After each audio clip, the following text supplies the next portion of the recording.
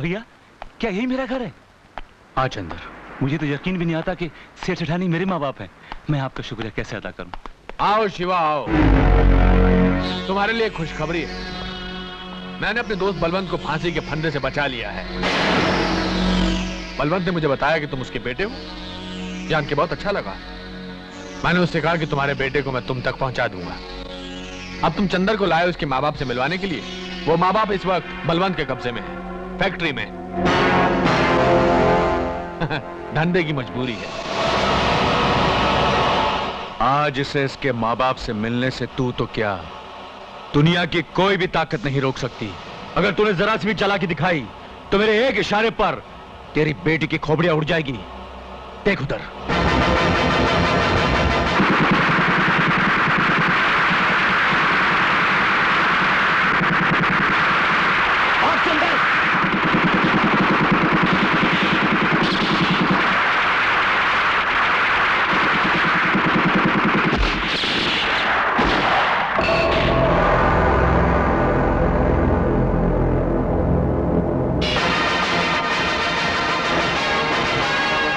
Boss, लगता है हीरा uncle Shiva को लेकर आ गए।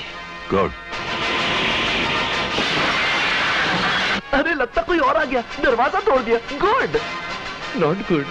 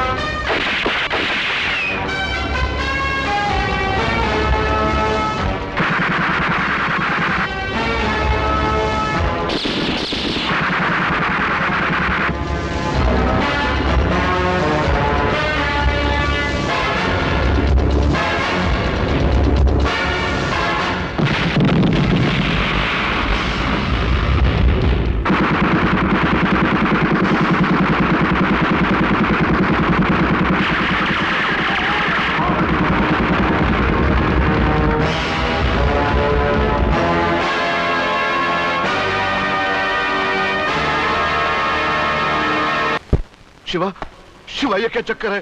सुना है चंदर मेरा अपना? हाँ सेठ जी, मैं आपको सब कुछ बता दूंगा। पहले मैं आप लोगों को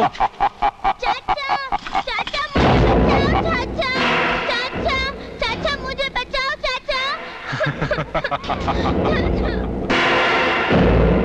बहुत हो गया तुम्हारा खेल तमाशा शिवा।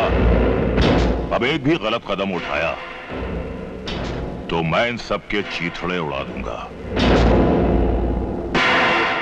मैंने कहा था ना कि आज तक कोई ऐसी रस्सी ही नहीं बनी जो बलवंत की गर्दन में फिट होकर फांसी का फंदा बन सके। तू मेरी मौत का जश्न मनाने वाला था ना, जश्न तो अब मैं मनाऊंगा तेरी मौत का। और आज उस कहानी को भी खत्म कर देंगे जो बरसों पहले हमने शुरू की थी। ये लो सेठ जी, मिल लो अपने असली बेटे से। जाओ भाई, जाओ बेटा, अपने माँ बाप के गले मिलकर दो आंसू बहा लो। जाओ। चंदर, आ बेटे, आ अपनी माँ के गले लग जा। पिताजी। चंदर,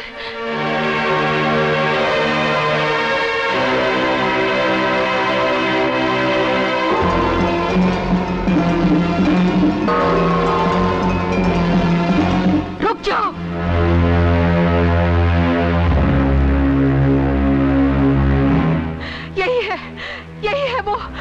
कौन भाभी? तेरे भैया का कातिल।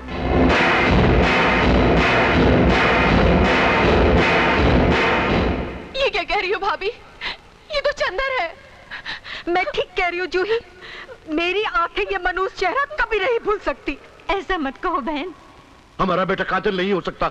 जरूर जरूर तुम्हें कोई गलतफहमी हुई है। तो आप खुद इससे पूछिए, क्या ये मेरे पति का कातिल नहीं है? क्या ये उस दिन मेरे घर नहीं आया था? ये सच है कि उस दिन मैं आपके घर आया था। ये भी सच है कि पुलिस मेरे पीछे पड़ी थी।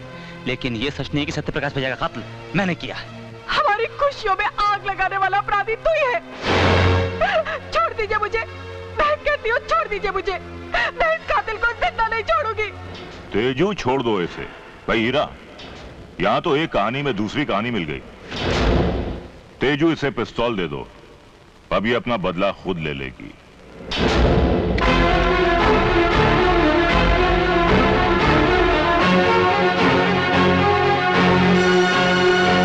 नहीं नहीं,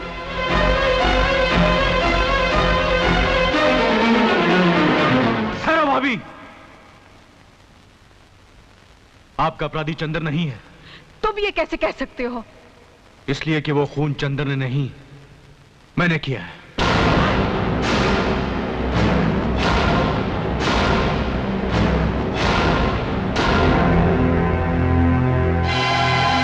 नहीं, ये नहीं हो सकता। फरिश्तों के हाथों से ऐसा घिनौना जुर्म नहीं हो सकता। आप जिसे फरिश्ता समझती वो इंसान कहलाने के लायक भी नहीं है। आपने आज तक मेरा असली रूप नहीं देखा।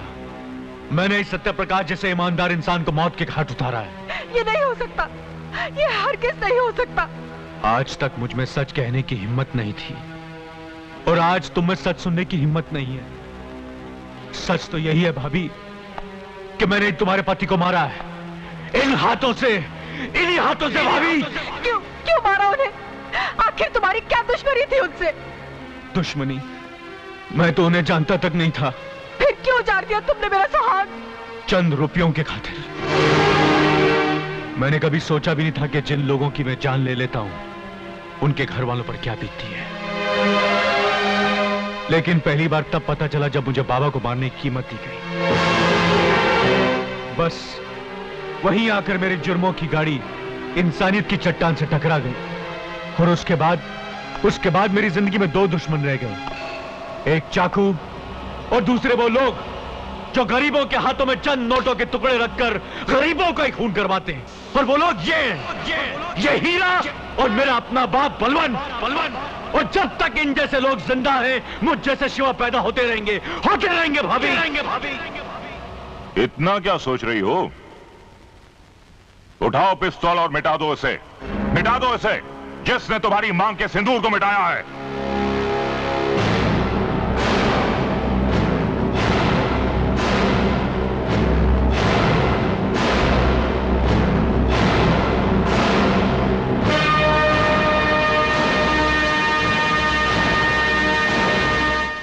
शिवा, चला बेटे, गोली चला। रुक क्यों गया? हा? मैं बताता हूं बेटे के गोली कैसे चलाई जाती है।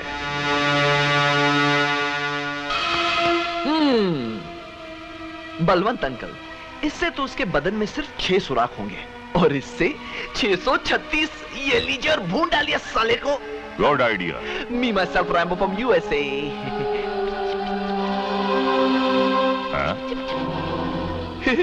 नहीं चलेगी बल्लू।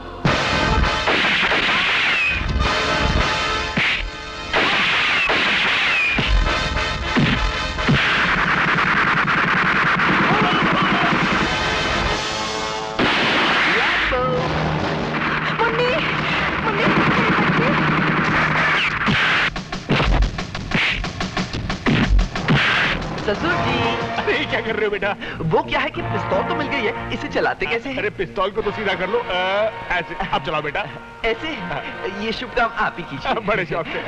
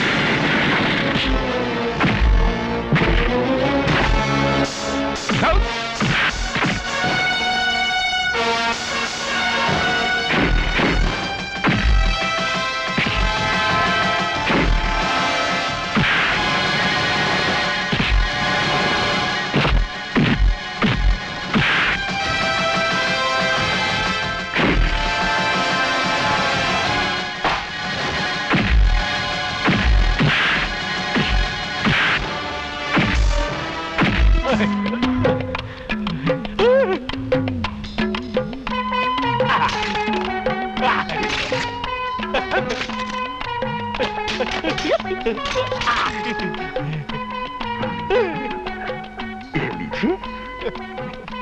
भगवान मुझे बचा ले।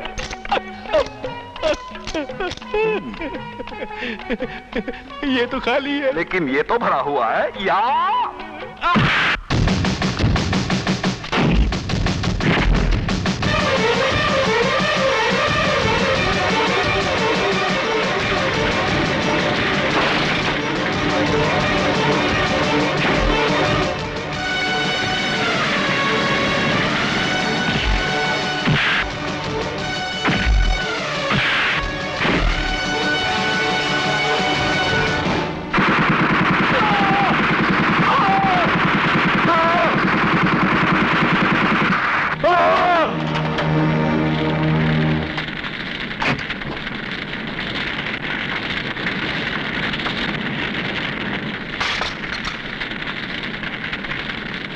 बलवान! बलवान!